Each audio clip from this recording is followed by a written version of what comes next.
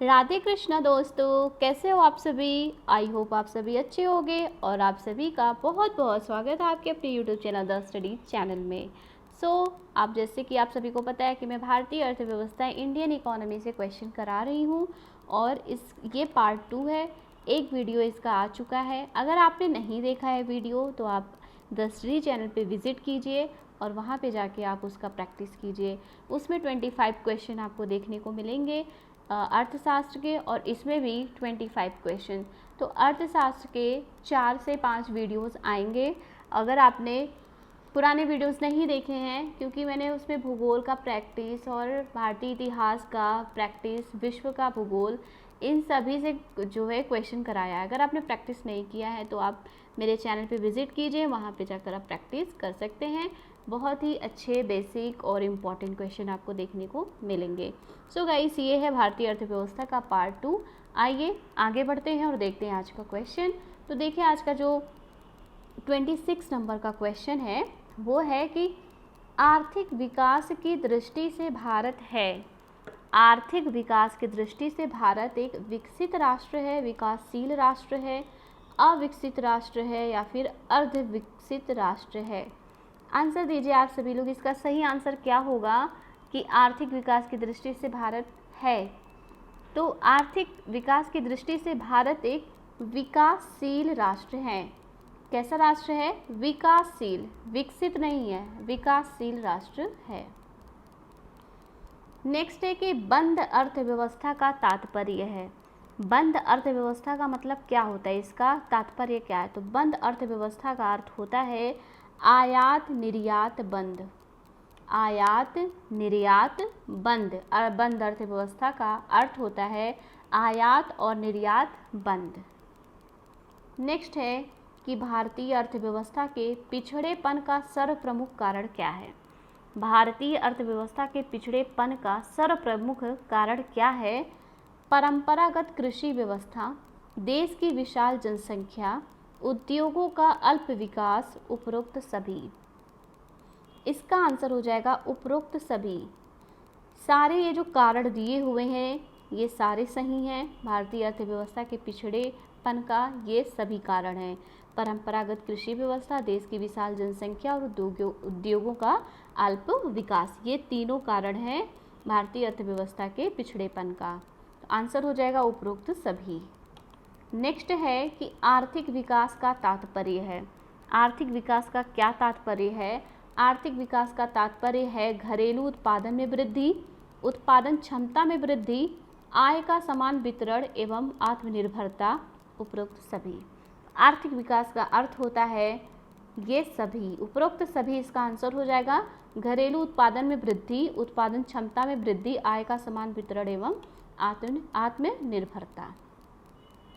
अगला प्रश्न है कि अर्थव्यवस्था के प्राथमिक क्षेत्र में शामिल है। अर्थव्यवस्था के प्राथमिक क्षेत्र में क्या क्या शामिल है या कोई एक शामिल है, उसका आंसर देना है। ऑप्शन है कृषि, वन, उत्खनन, ये सभी। आंसर हो जाएगा दोस्तों ये सभी।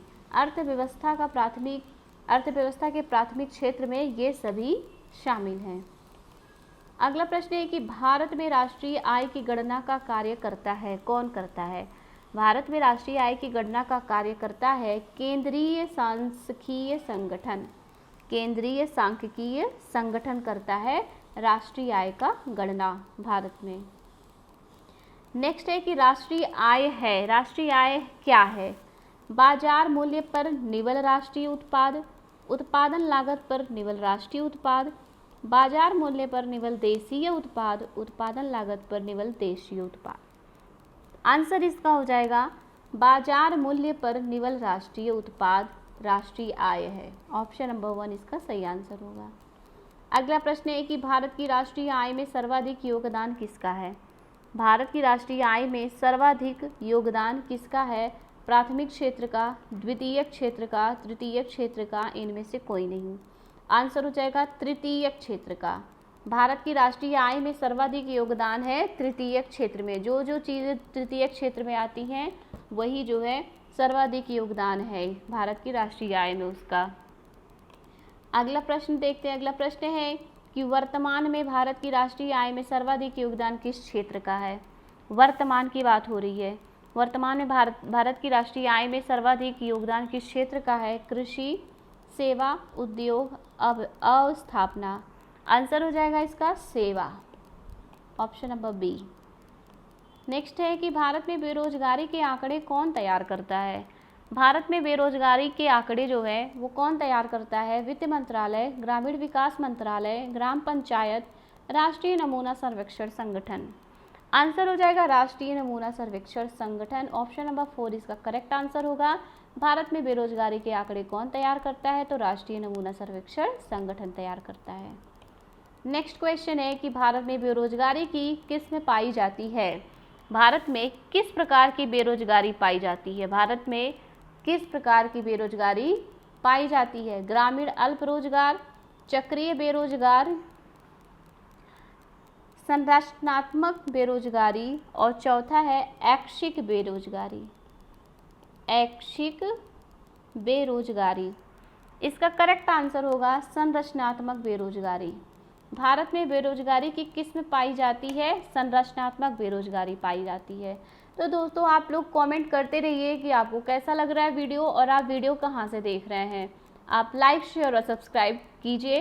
अगर पहली बार देख रहे हैं मेरे चैनल को तो सब्सक्राइब कर लीजिए। आपको ऐसे प्रैक्टिस के लिए बहुत सारे वीडियोस मिलते रहेंगे। और अगर आप मेरे चैनल पे पहले से ही सब्सक्राइब कर चुके हैं, अपने दोस्तों को भी शेयर कीजिए, ज़्यादा से ज़्यादा लाइक कीजिए, कमेंट कीजिए, मुझे अच्छा लगेगा। चलिए आगे बढ़ते हैं। नेक्स्ट है कि भारत में रोजगार के अवसर उत्पन्न करने की दर किस क्षेत्र में सर्वोच्च रही है? भारत में रोजगार के अवसर उत्पन्न करने की दर किस क्षेत्र में सर्वोच्च रही है? कृषि, निर्माण, खनन, ये सभी। आंसर हो जाएगा दोस्तों निर्माण, ऑप्शन नंबर बी। अगला प्रश्न है कि अंत्योदय कार्यक्रम का उद्देश्य था।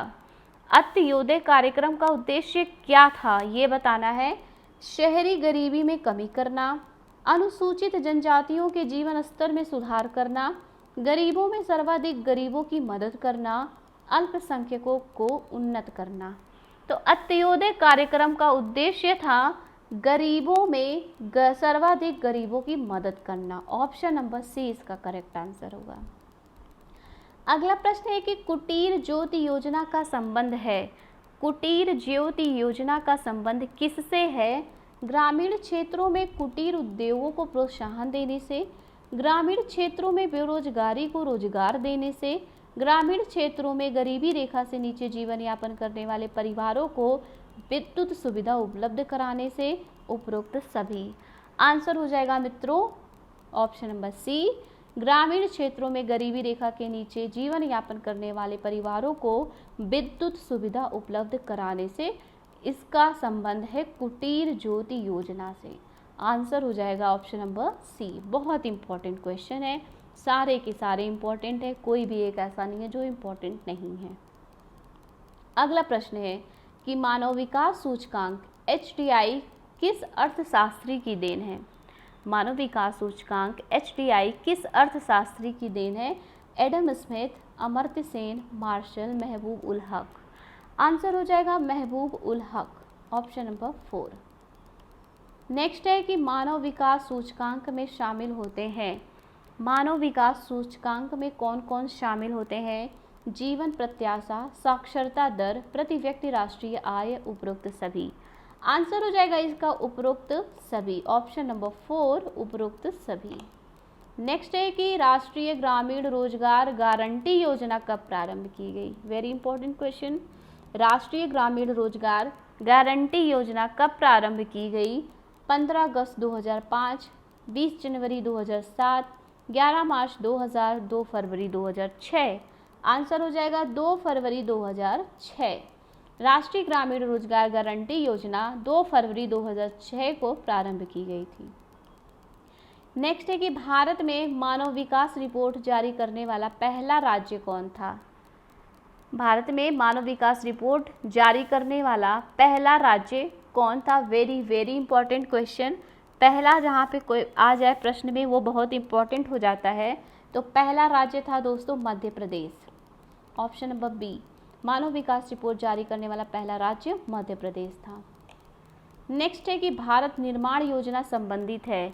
भारत निर्माण योजना किससे संबंधित है? भारत को एकजुट रखने से, भारत की सड़कों को मजबूती से, भारत की ग्रामीण अधोसंरचना के विकास से, भारत की नदियों को आपस में जोड़ने से।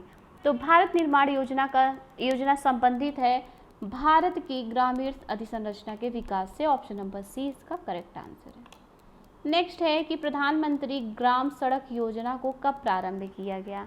प्रधानमंत्री ग्राम सड़क योजना को कब प्रारंभ किया गया? इसका आंसर दोस्तों हो जाएगा 25 दिसंबर 2000। 25 दिसंबर 2000 को प्रधानमंत्री ग्राम सड़क योजना प्रारंभ किया गया। नेक्स्ट है कि भारत में योजना निर्माण के उद्देश्य हैं। भारत में योजना निर्माण के उद्देश्य क्या हैं? राष्ट्रीय आय में वृद्धि, आय और संपत्ति में असमानताओं को घटाना, निर्धनता उन्मूलन, उपरोक्त सभी। तो भारत में योजना निर्माण के उद्देश्य ये सभी हैं, उपरोक्त सभी इसका करेक्ट आंसर होगा। नेक्स्ट है कि पंचवर्षीय योजना बनाने की जिम्मेदारी किसकी थी? पंचवर्षीय योजना बनाने की जिम्मेदारी किसकी थी? प्रधानमंत्री कार्यालय की, राष्ट्रीय विकास परिषद की, योजना आयोग की या फिर ग्राम पंचायत की? तो पंचवर्षीय योजना बनाने की जिम्मेदारी थी योजना आयोग की। ऑप्शन नंबर सी योजना आयोग इसका करेक्ट आंसर होगा। अगला प्रश्न है कि पंचवर्षीय योजना का अंतिम प्रारूप कौन अनुमोदित करता है? पंचवर्षीय योजना का अंतिम प्रारूप कौन अनुमोदित करता है? आंसर हो जाएगा इसका राष्ट्रीय विकास परिषद। ऑप्शन नंबर बी राष्ट्रीय विकास परिषद। नेक्स्ट है कि नीति आयोग की स्थापना कब हुई? नीति आयोग की स्थापना हुई थी 10 मार्च 1950 को, 1 जनवरी 1915, 16 मार्च 1951, 20 मार्च 1950। करेक्ट आंसर हो जाएगा 1 जनवरी 1915। नीति आयोग की स्थापना 1 जनवरी 1915 को हुई।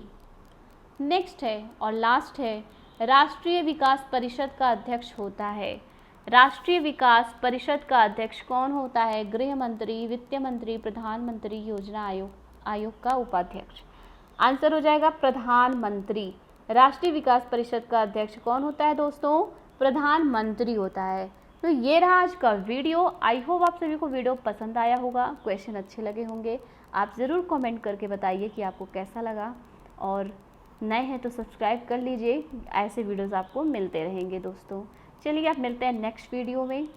Thank you, bye bye.